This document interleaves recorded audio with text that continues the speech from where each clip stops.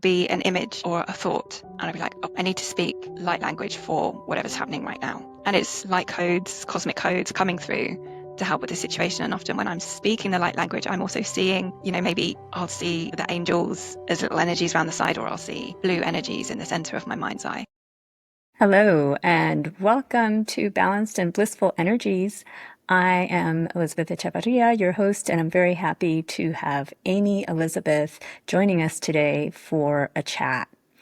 So, Amy Elizabeth is an intuitive energy channeler based in the UK. Her journey into energy work began through a personal struggle with persistent physical pain. After finding little relief through conventional medicine, Amy turned to energy channeling, and it was during a distance Reiki session that she experienced not only significant pain relief, but also vivid visuals and sensations that deeply resonated with her.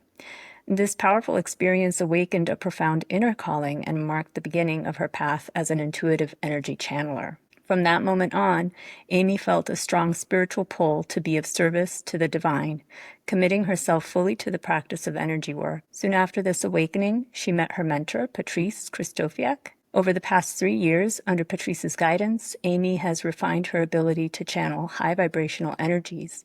Her work has since supported the healing and transformation of countless individuals. So welcome, Amy. I'm Thank you so for glad having that me, you're Elizabeth. I'm joining. excited to be Thank here. Yes. So also want to mention that Amy will be one of the first guest healers in the Spiral of Becoming. We'll touch a little bit more on that later. So, but first off, I want to talk about what you do, Amy. What exactly is it that you do for those of you who don't know your work?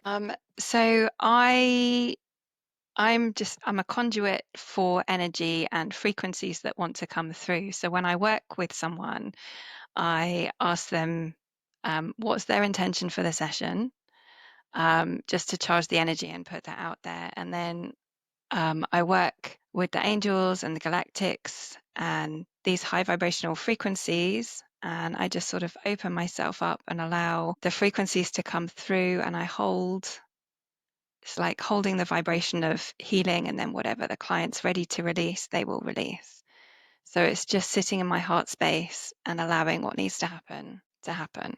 So the things that can be released, it can be helping people release stuck trauma, karma, past lives, beliefs and programs, putting them on the right tracks if maybe they're off track, not on the right timeline.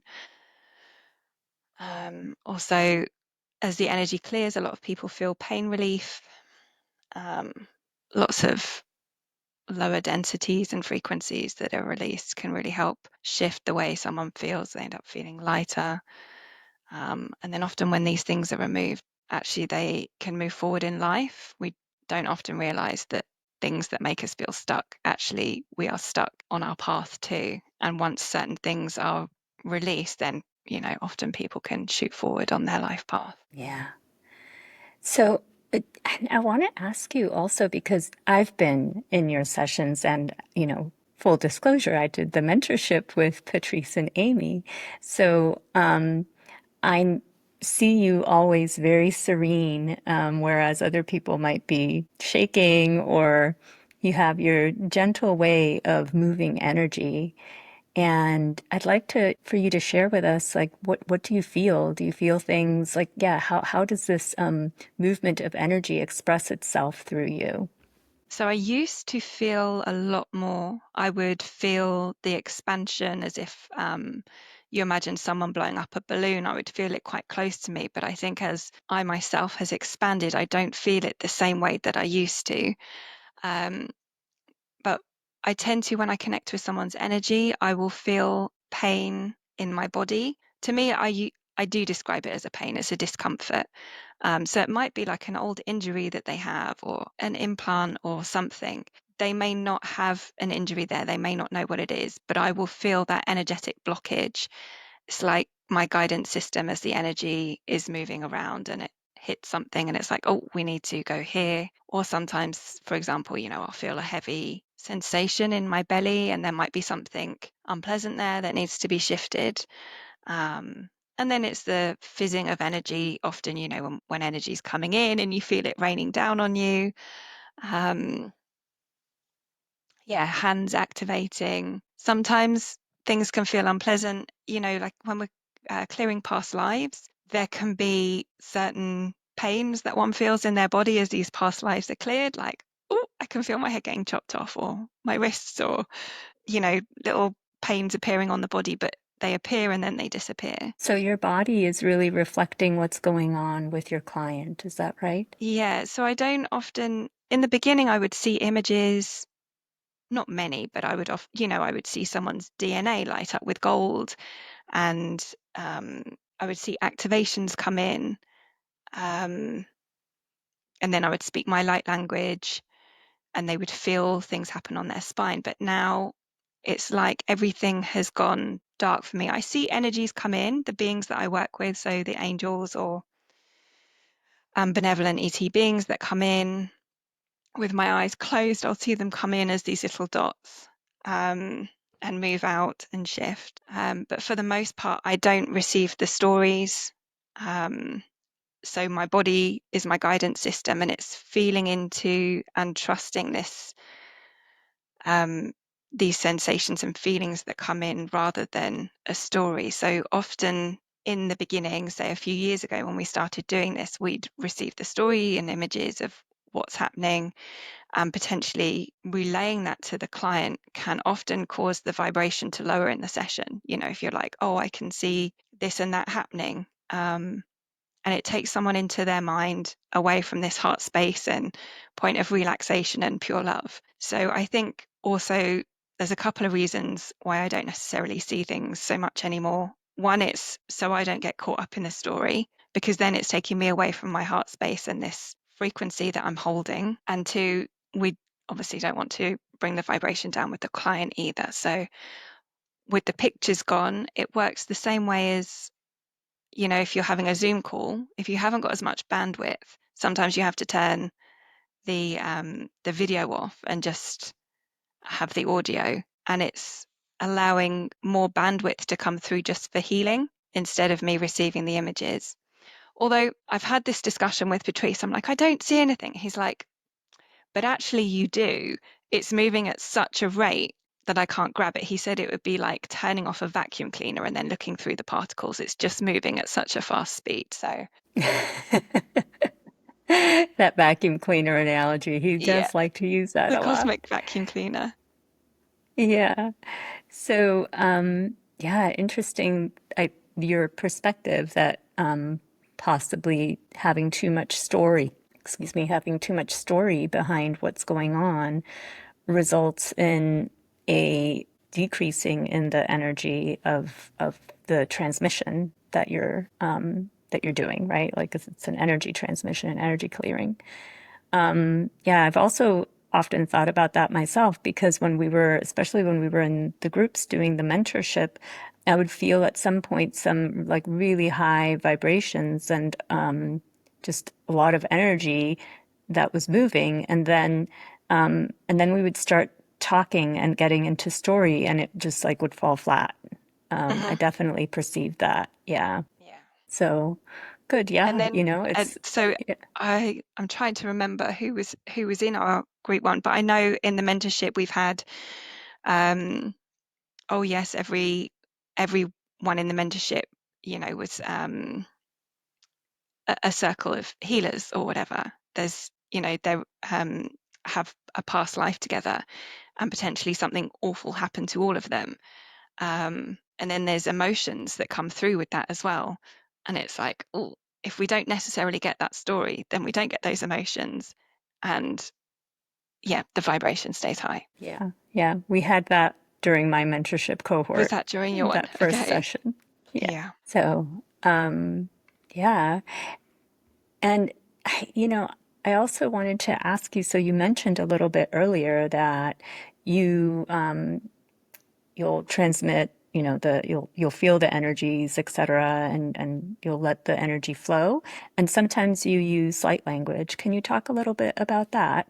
Because I think while some people do know what light language is, there will probably be many viewers who that is less familiar to. So can you give us your perspective on light language? Yeah. Well, my understanding of it, so there's probably many truths out there I don't know, but my understanding is it's the language of the soul. And pardon me, we can connect to, so when I speak light language, there's different, I can hear the difference with what's coming through. So it being the language of the soul, we see it as this incredible tool to be able to help heal, because you can set an intention, drop away from the mind and into your heart space, set the intention, oh, I'm going to speak the light language of, and bring through frequencies of what I need to hear from my highest good, or to clear my energy, or I'm going to speak to the pain in my knee. And because you're connecting to your soul, you're bringing through what you need to bring through. And it's also very powerful when other people do it as well. So when I do it in sessions, quite often, I will start hearing my light language in the back of my head. And I'm like, okay. So I close my eyes and I kind of tune in. And then I feel, the eyelid flickers, the energy coming in, and I'll bring it through. Sometimes there'll be an image or a thought, and I'll be like, oh, I need to speak light language for whatever's happening right now. And it's light codes, cosmic codes coming through to help with the situation. And often when I'm speaking the light language, I'm also seeing, maybe I'll see the angels as little energies around the side, or I'll see blue energies in the center of my mind's eye. Although I'm being told to do it by my mentor with my eyes open now. There's also sometimes if people have dark energies that need to be released, we do like what we consider an angry light language, which has a powerful vibration behind it to help release something that shouldn't be there, that needs to go. Interesting. So would you call it angry light language, or would you call it like forceful? Like I think of the what's this movie, the Gandalf the Grey, or well, he was Gandalf the White, I That's guess it. by then, where he's like, "You shall not pass." That's kind Yeah. of the feeling that I get when I do my own clearings of like, okay, it has to be so strong and Yeah. forceful, A vibration of commanding energy. get out. Yeah, Yes, that's the intention that's hold. Get out. yeah, Yeah. yeah, yeah, because it doesn't belong. No. Yeah, exactly. Great. And I also wanted to ask you about, because you do a lot of group sessions and work with other practitioners. Patrice is one that you work often with, but also Marisol and I don't remember if you're working with any. Oh yeah, Peggy. You work with Peggy Obertier as well, where you have then larger groups. And is it the same experience for you with feeling things in your body when it's a larger group, or like how do you experience that? How is that different for you? Yeah, so in the group settings, I feel a lot. So the group settings, I generally start off with a clearing, and then after the clearing, we go for people to raise their hands and we answer their questions, channel the energy for their questions. As I'm doing the clearing, I'm not feeling too much in my body, but say, for example, if I'm doing an anatomy clearing and I'm clearing the throat, I might be coughing and choking as certain things are being cleared. But generally for other body part clearings, like I've done a womb clearing before, it's just the transmutation of energy that's happening. And it's been channeled. What is happening is there's lots of different things happening at the same time. Patrice describes it as like little laser beams that come out of my forehead, is how he sees it. And the people that are ready, that have done the work and they're ready to release these certain things in the clearing, it's like I help them press a specific like pixelated button and they clear that energy. Also in the background is past life clearing that's happening. So the groups are never random. And also there's certain things that maybe because of what I'm doing, I can't necessarily address at that time, but he's seen me putting like little beacons on things that need to be removed. But because there's other practitioners and other people, it's like an orchestra. and I'm handing out orders of like, and then these things with the beacons on, they will be cleared by someone else potentially in the session. And then you've got, if afterwards, if someone raises their hand and they ask for energy channeled for their question, if someone else has the same stuck energy, what's cleared for one is often cleared for however many people in that session have the same issue. So there's a lot that's happens in these sessions. So I do tend to tune into someone's body, and I'll feel the same shifting in my body that I will feel in a one-to-one session. And then sometimes it's a case of actually bringing up a couple of people. We'll get an intuitive hit that, oh, this is also related to so and so. So we'll have a couple of people spotlighted for that. And when I work with Patrice, he tends to get all of the information. So what tends to happen is I'm clearing and transmuting, and maybe I'll get a thought or feeling and I'll share it with whether it's Patrice or Marisol that I'm working with. And we tend to get a similar hit at the same time. I'll say, oh, can you say this? And they're like, oh, well, which other practitioner I'm working with has received the same information, but maybe just slightly differently. I hope that answers your question. Yeah, definitely. And there's another feature of these group sessions that I think it's good for the audience to hear about, which is the audience participation. Right? Because initially I know that Patrice was doing like these meditations where he would receive the information on what issues needed to be cleared by the group that was collected, that had signed up. And then you would have to repeat the statement that he would put on the screen or just say yes. And it's evolved a little bit, I know. But can you address a little bit that how powerful it is for the person who's receiving the clearing or the healing to vocalize what needs to happen?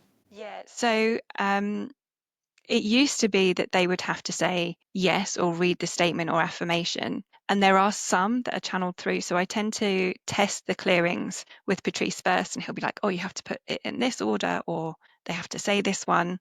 But generally, we've switched it up now, and it's changed to, maybe it's because between us we have more bandwidth. But yeah, it's switched so I can elongate the intention and set out the intention in the beginning. There's certain affirmations that the participants will say in the beginning, and then for the most part I will just go through now and say clearing this, clearing that. Yeah. So that facilitates it a little bit. Yeah, they just have to hold the intention of, yes, I want to do that, and then they just drop away from their mind and let the magic happen. And the vibration, the frequency in these group sessions is very high. It's a very powerful clearing, I think, also because of the people who attend these sessions too help amplify what's happening. But there's still sometimes that I hear, oh, you haven't asked permission, or, you haven't given permission for me to clear this or that for you. Can you speak to that? Yes. Yeah. So when we're channeling when we're channeling the energy for a participant who's raised their hand, and they'll say, oh, I've got this, that, or whatever, we could tune in and be like, oh, it's not shifting. It's like, no, you have to ask permission. Would you like to release that? And you have to be very careful not to say, oh, do you want me to take that? Because I think prior to the mentorship, a number of people were, in this. Taking it on. Yeah, I'm taking it on for their clients and then wondering why they've got backache and, a belly full of rubbish. And it's like, no, you don't take it on. You're a channel. You can help them release it.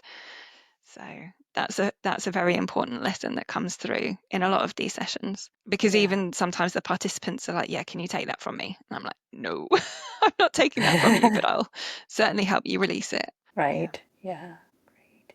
And just going back to when you said that you like put beacons on things that have to be addressed while you're doing the clearing. Is that, are you aware, consciously aware of these beacons that are getting placed, or is that something that, your higher self is taking care of, and you're just, So you're I just think there doing the might come a thing? time where I know the entirety of what's going on. But yeah, there's a lot of things that are channeled during the sessions and after the sessions. And I'm then kind of informed of what's happening and the process of things on deeper insights that people receive, that they see happening. Amazing when that happens. Yeah, wonderful. So I'll probably ask you for a light language transmission a little bit later, unless you want to give it Sure. now. I can do it now. So if I just tune in to bring through a light language message for your audience, what they need to hear for their highest good. Kaya shakaya na ke terakaya tokoya nanaki ishe nanako uya nanakai. Nananaki ie terege toronono koya nanaka eshakatararai taranaki ie terege. Noyana naki ishe kinanakai nanaki iterkarolorkosh nokoya nanaki ie terege nanaka ishnakai. Toya ananaki ishe koya nanakai adege terokoya nanaki i. Nayana naki ishe kenanakoya nanaka iterege terka ushokoya adege terkononokoy. Nananaki ie tereke, toyananaki isheke terakananaki iterakano koyananaki I tereke terono yananaki isheke.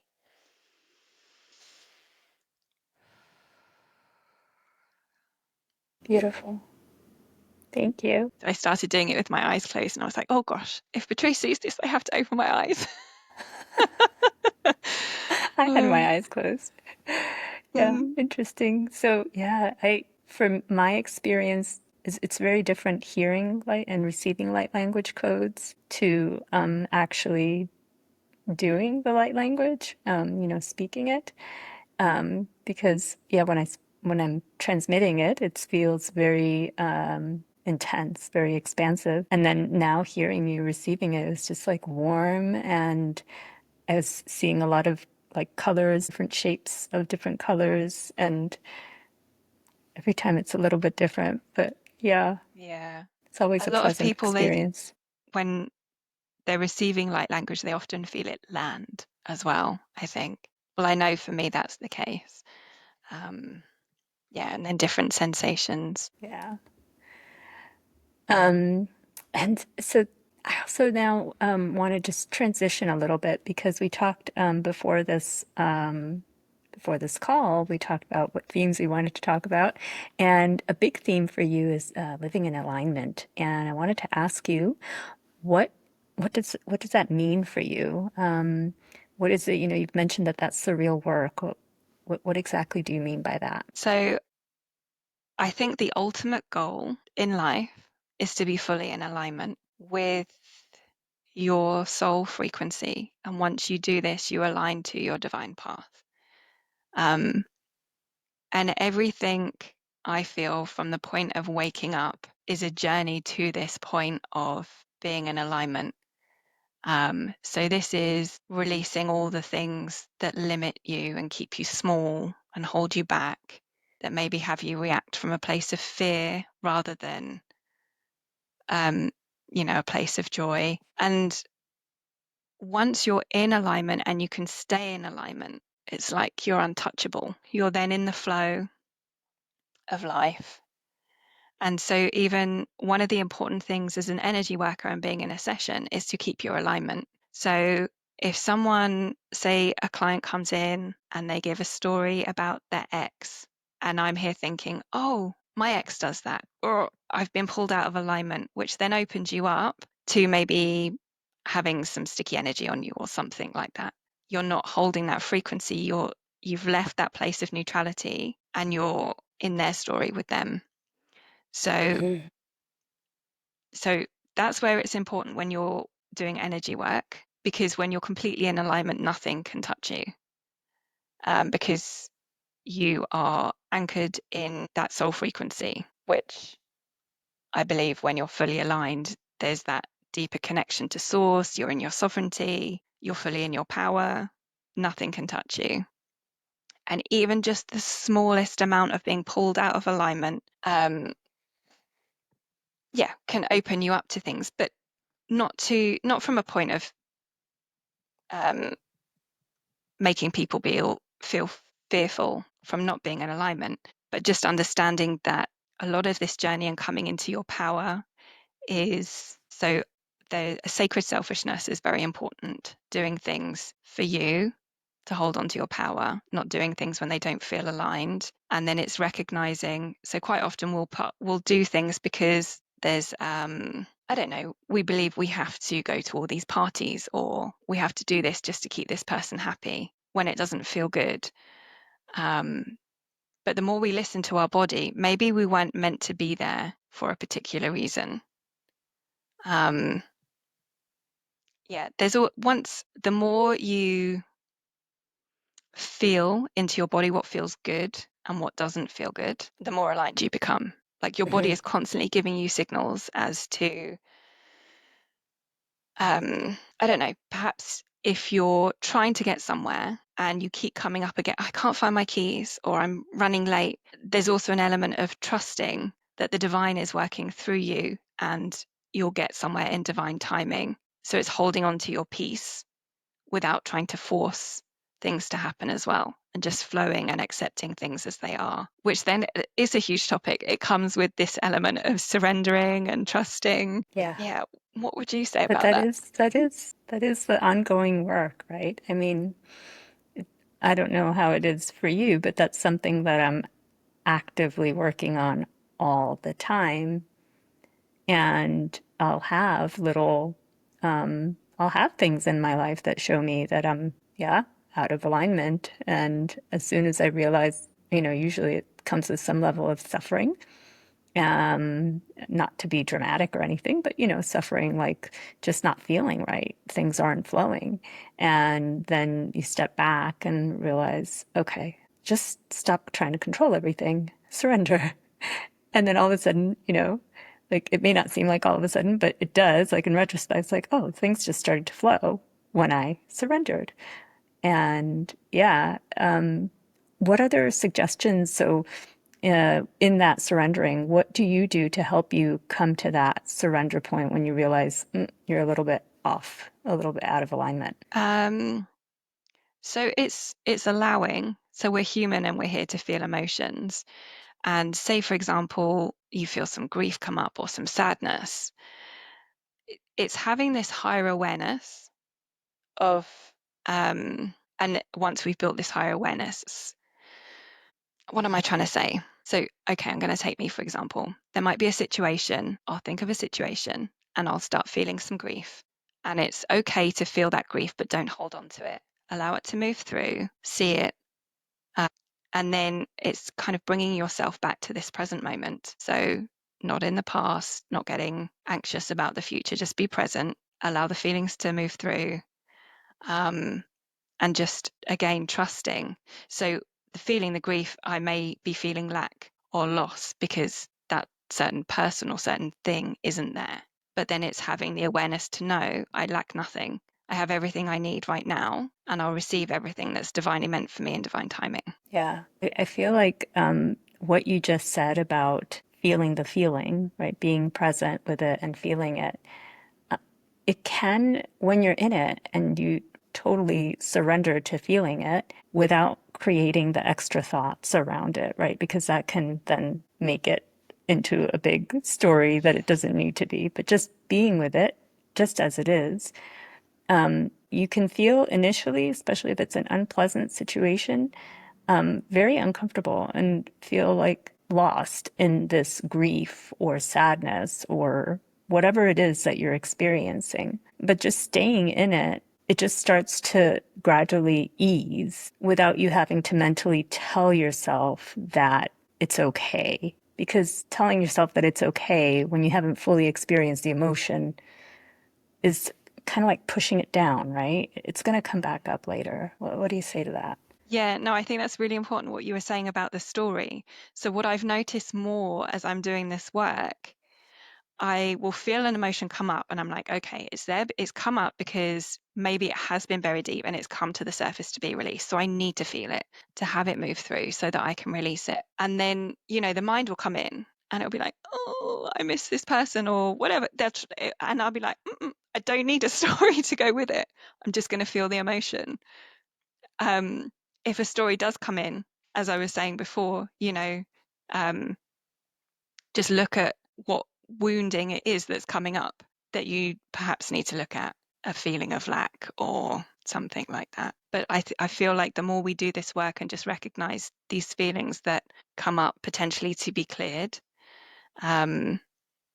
we don't need a story to go with them. We can just feel them, see them, feel them, and allow them to move through. And then it may be different, you know, if you're out experiencing life and you have a feeling, it's like, okay, well, why am I feeling this in this particular situation? That's a bit different. What's being mirrored to me? Why? What is it I feel about myself or that I believe about myself that's making me feel this way about this situation? Mm-hmm. I get a lot of those gifts.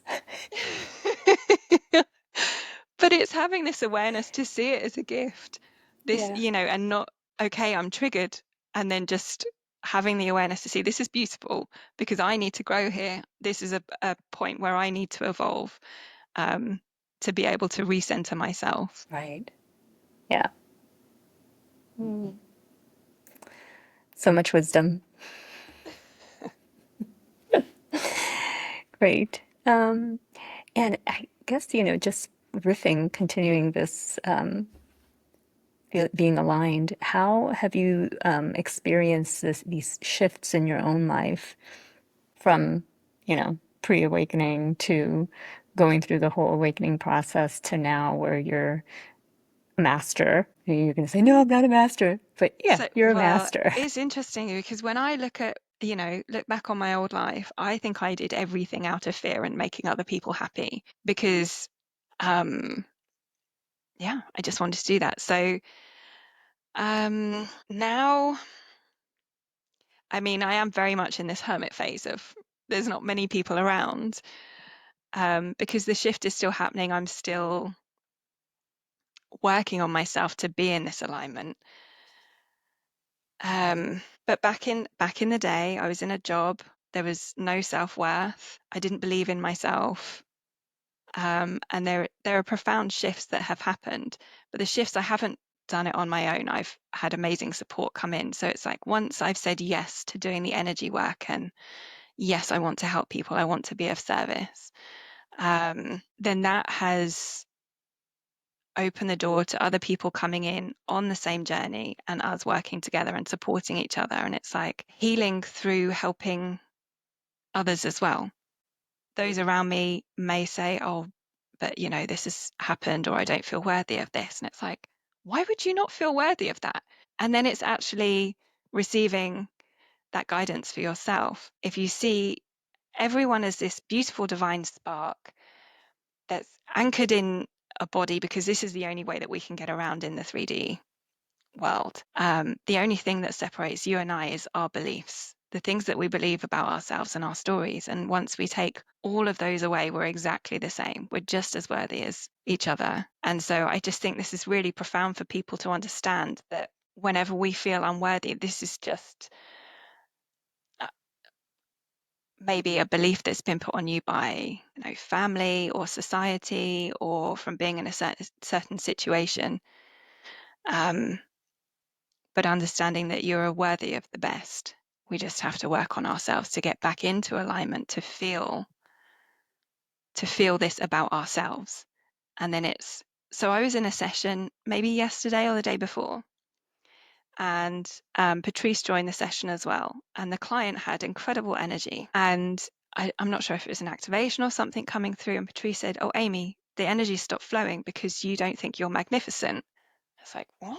And he's like, you don't believe you're magnificent. Well, we've kind of been taught not to think that about ourselves through society because it's maybe egoic, but it's learning to do it without that egoic vibration behind it, to just truly believing that you're an incredible human. So I was like, okay, give me a minute, let me close my eyes. And then I had to feel it for the energy to then start flowing. So it is so important to fill up your own cup and then share from this place of overflowing. And I think when you asked about, my life before, my cup was never full, but I was under the illusion that it was.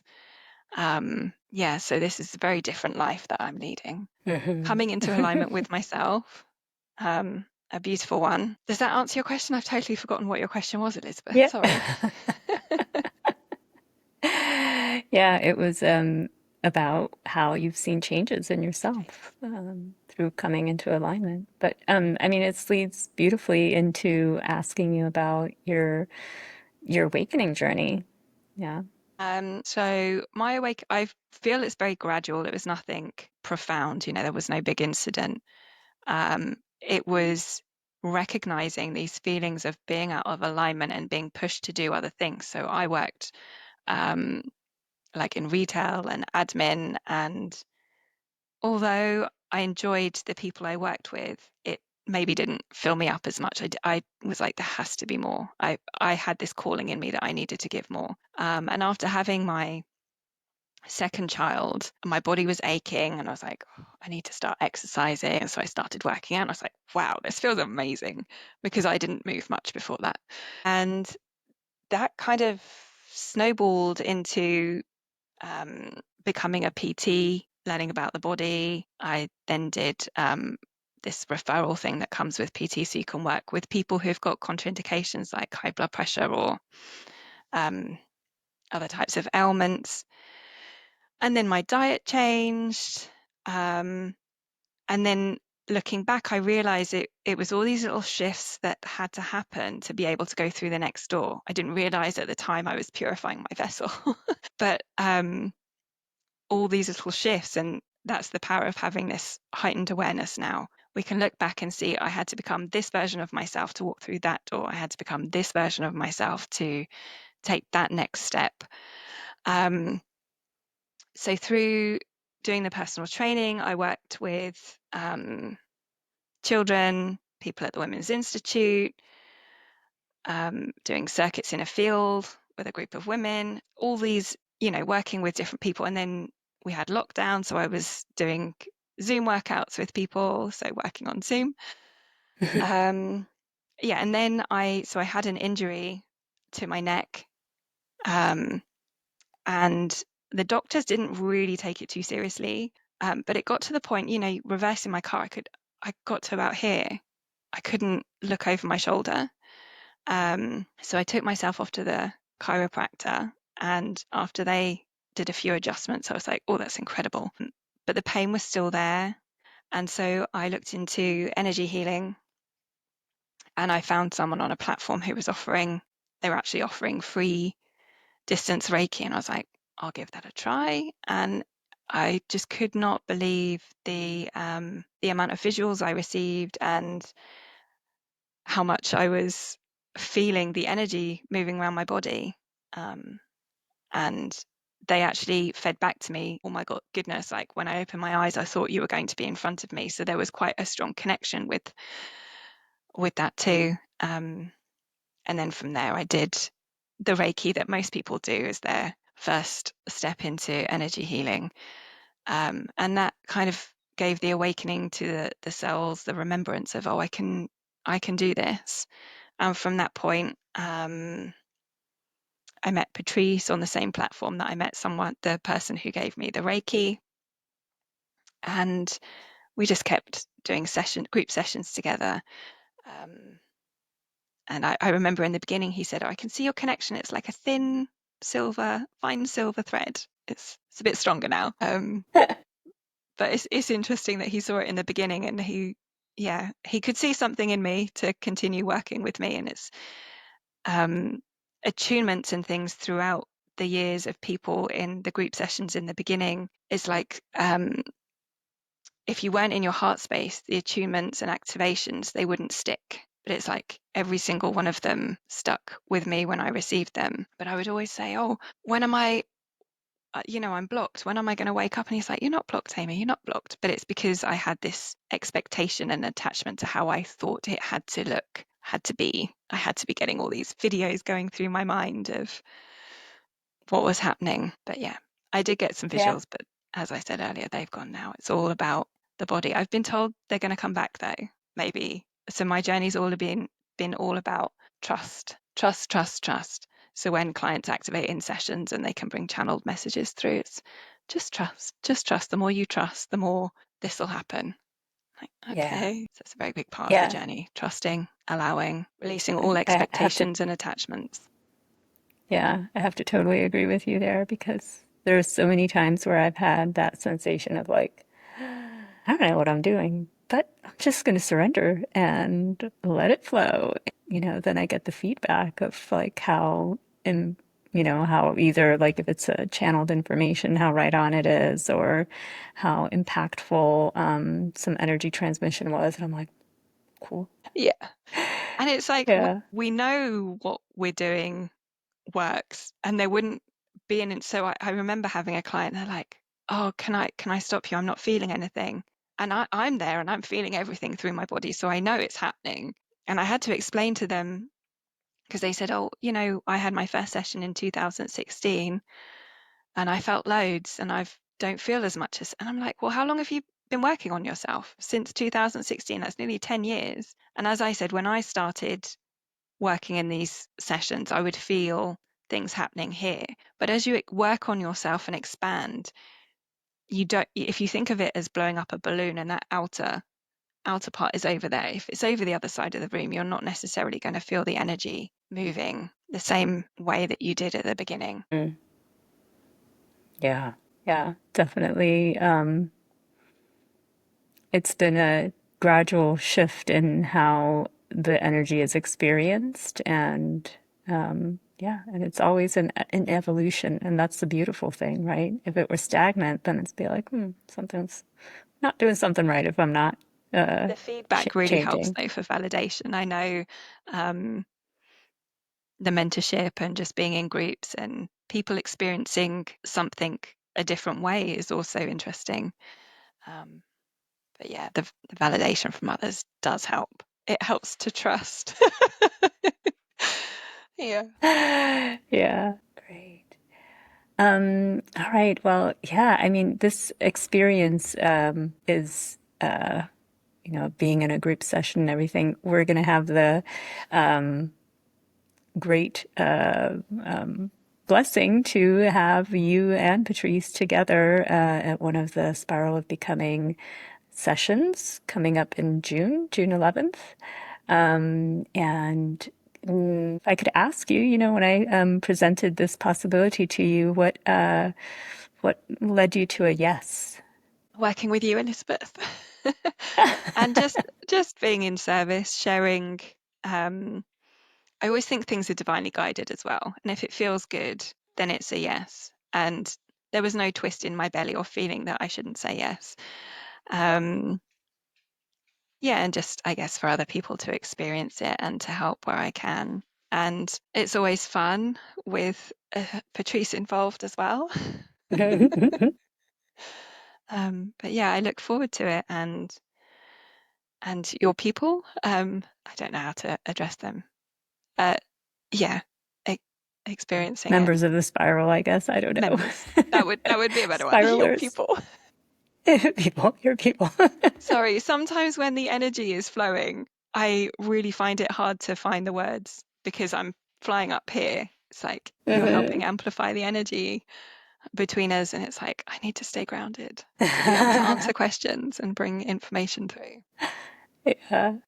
Yeah. So just to share a little bit of information on what this experience is going to be like in the Spiral of Becoming, we'll be meeting every new moon and full moon. And so you're actually joining us for full moon, which is perfect for releasing. And releasing is the name of the game, helping the group that will be together for a whole year going through this soul development program that I channeled for. Wow.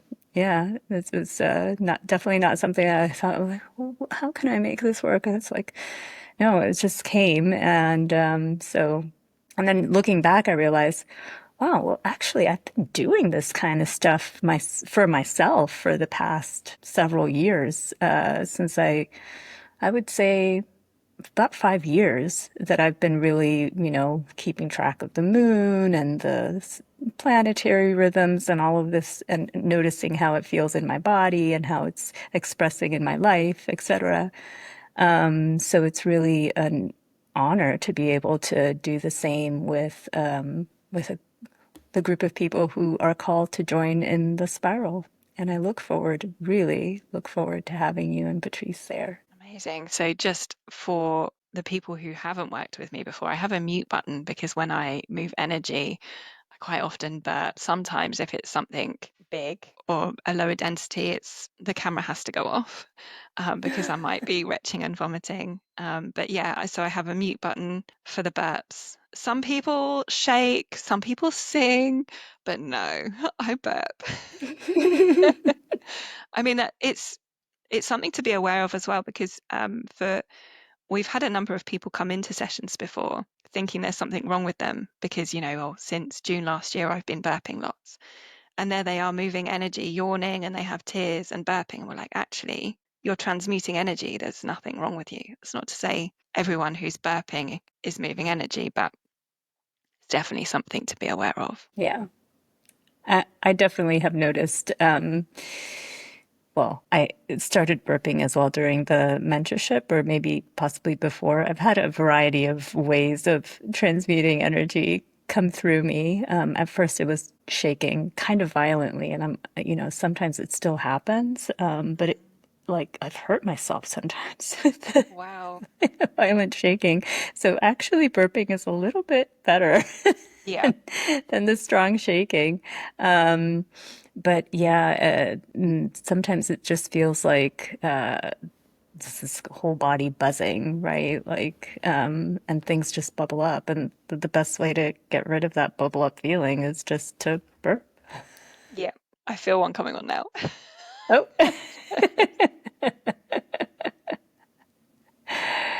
great. Good. And so tell the audience how they can get in touch with you if they want to have a session with you or join one of your groups.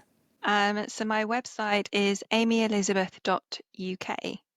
And on there you can find links to the group sessions. I collaborate with lots of different people. So I have sessions with Marisol, sessions with Patrice. I've just done one with Peggy. We did a workshop just helping people understand their light language and stuff like that. And we might do something else in the future too. Yeah, so just on my website. Wonderful. And we have the link in the description below so everybody can check it out. And I just want to thank everyone for joining us. And if you like this program, please subscribe and give us a thumbs up. We can provide more content like this. So thank you, Amy, for joining and wishing everyone a blessed day, evening, whatever the time may be for you.